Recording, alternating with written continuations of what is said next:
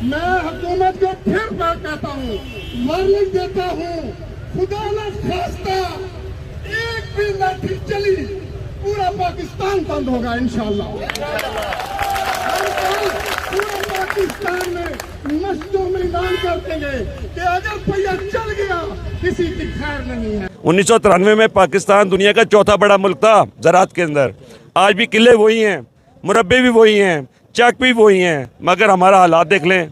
वजह क्या है? ये दुश्मन मुल्क है इंडिया हमारे साथ। वहाँ 400 रुपये की यूरिया है, वहाँ पे 75 हॉर्स पावर का ट्रैक्टर 2.5 लाख का है, यहाँ पे 75 हॉर्स पावर का ट्रैक्टर 35 लाख का है। हम कैसे खुशहाल हो सकते हैं? हमारे इनपुट सस्ते किए जाएँ।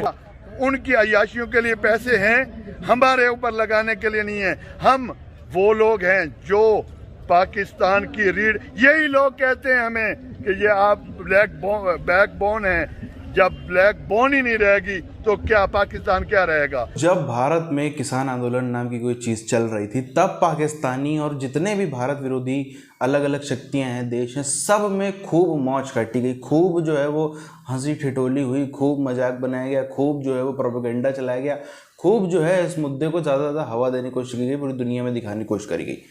अब पाकिस्तान में भी आप देखो कुछ किसान आंदोलन टाइप की चीज़ हो रही है। हालांकि जैसा लगता है ये सब इमरान खान और उसके जो शेख रशीद वगैरह लोग हैं वही करवा रहे हैं अलग अलग दिन। कभी बिजली विरोध में मार्च होता है, कभी किसान निकल आते हैं, कभी औरतें निकल आती हैं, कभी कोई निकल आता है, कभी नौजवान निकल आते हैं, कभी इमरान खान के लोग खुद ही निकल आते हैं। और निकल के एक चीज़ हमेशा कॉमन देखने को मिलती है, सरकार को खुलेआम हम ये कर देंगे, तोड़ फोड़ देंगे, निपटा डालेंगे, जला डालेंगे, ये कर डालेंगे, दफना डालेंगे, ऐसी ऐसी बातें जो है वो ये अक्सर, चाहे औरतें निकले, चाहे नौजवान निकले, चाहे किसान निकले, चाहे और कोई बिजली के विरोध में निकले, पिछले कुछ हफ्तों में ये चीज़ हमने हमेशा नोटिस करी है। बिजली के बिल बहुत ज़्यादा आ रहे हैं, खाद की कीमतें बहुत ज़्यादा ऊपर चली गई हैं, अजनास जो है वो उसकी कमी है। जनूबी पंजाब के अंदर बहुत ज़्यादा सैलाब आया हुआ है, उससे मुतासरीन लोग हमारे साथ पहुँचे। अस्सलाम वालेकुम जी। 9% आवाम का इशू लेके आए हैं कि घरेलू सार्फिन के बिलों पर और ज़री ट्यूबवेलों के बिलों पर FPA ख़त्म किया जाए। हम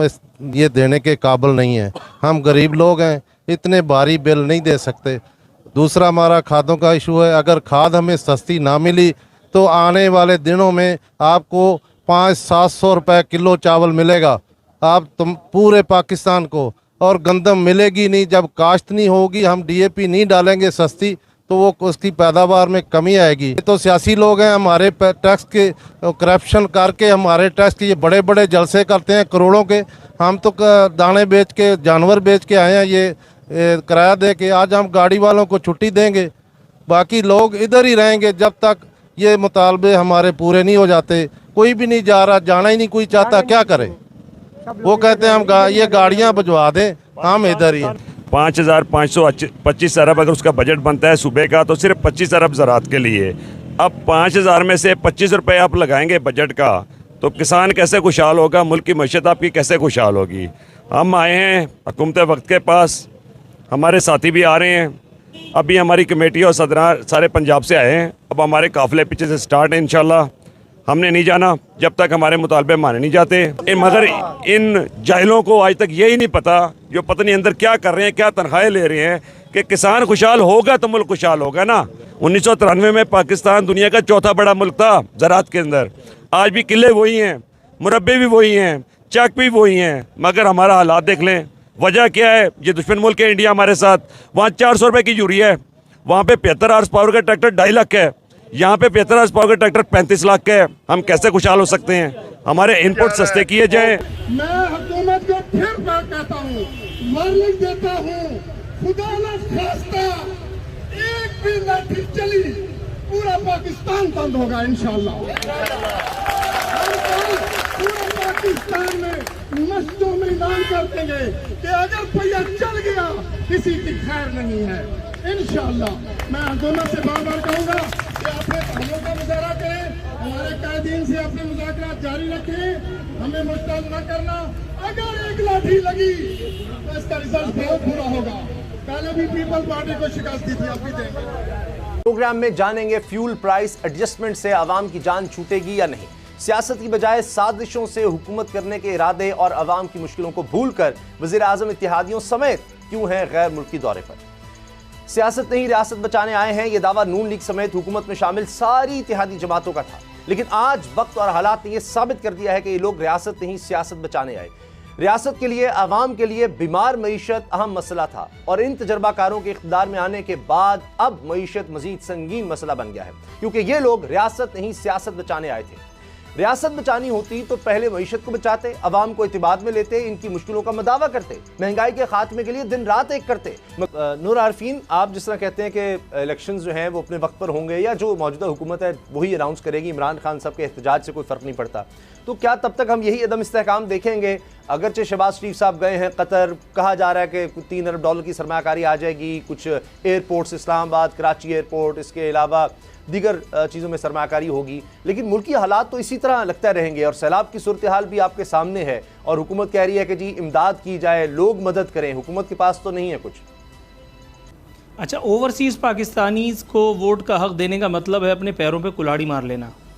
अच्छा। मैं इन जमहूरियों की बात कर रहा हूँ, इसलिए कि 100% तो नहीं कहना चाहिए, इखलाक़न अगर मैं कहूँ तो 90% वोट तो इमरान खान का है।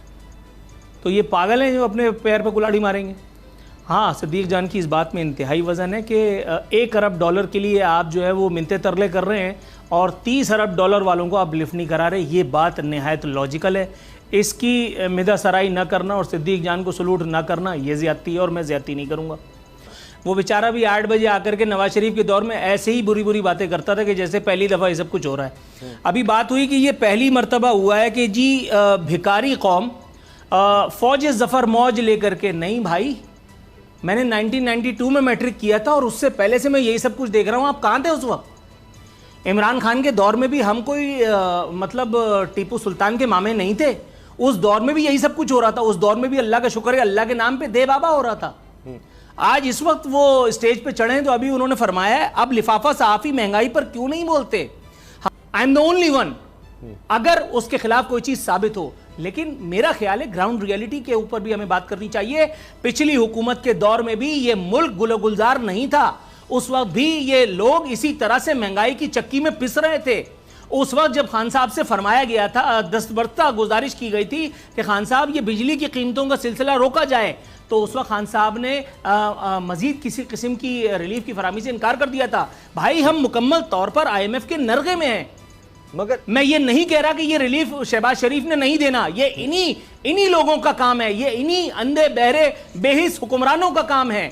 इनको शर्म आनी चाहिए कि ये भीख मांगने भी जाते हैं तो 200 अफराद का वफ्द लेकर के। 900 लोग जो है वो इसका शिकार हो गए हैं, उनकी जानें चली गई हैं और जिस तरह की वीडियोस आ रही हैं, लोग बह के जा रहे हैं, नौजवान, बच्चे, बुजुर्ग और कई जानवर और लोगों की पूरी उम्र की जमा पूंजी तबाह हो गई है, लोगों की ज़िंदगियाँ चली गई हैं, बहुत बुरे हालात हैं।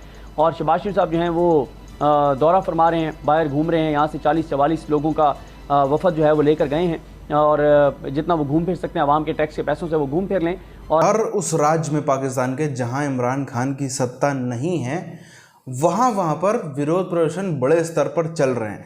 चाहे हम सिंध को देख लें, सिंध में जो आम पब्लिक है, अब कहने को तो आम पब्लिक है, वो कोई भी इमरान खान के लोग हो या कोई भी हो, पर जो जिस तरीके से दिखाया जा रहा है कि बिजली के बिल और बिजली के बिल वाकई में आ भी ज़्यादा रहे हैं, बिजली के बिल वाकई में आ भी ज़्यादा रहे हैं। जो आदमी जिसकी जो महीने का पाकिस्तानी रुपए में 30,000 40,000 कमाता है पाकिस्तानी रुपए में, उसके यहाँ भी बिल आ रहा है 20,000 25,000 और यूनिट कितनी 300 400 450 के बीच में, उसमें भी इतना महंगा जो है बिल आ रहा है।